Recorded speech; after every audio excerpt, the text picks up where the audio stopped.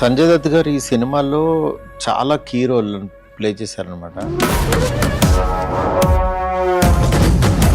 ఈ రోల్లో ఆయన ఫ్లాష్ బ్యాక్లో ఒకలా కనిపిస్తారు,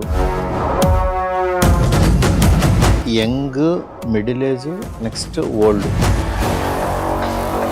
3 వేరియేషన్స్లో కనిపిస్తూ ఇందులో ఒక గోస్ట్ రోల్ కూడా ప్లే చేశారు. సంజయ్ దత్ గారిని మనం ఒక విలన్ గాను, ఒక హీరో గాను బాలీవుడ్ సినిమాల్లో రకరకాలుగా చూసాం.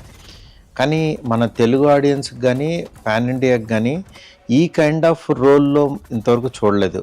అంటే 3 వేరియేషన్స్ ఉంటే పక్కన పెడితే, నెక్స్ట్ మన ఒంట్లో ఉండే ఒక పర్సన్ లాగా సంజయ్ దత్ గారు అనిపిస్తూ ఈ సీన్స్ అన్నిటిలోనూ అసలు ఆయన చిన్న చిన్న మైన్యూట్ డీటెయిల్స్ చాలా బాగా చేశాడు.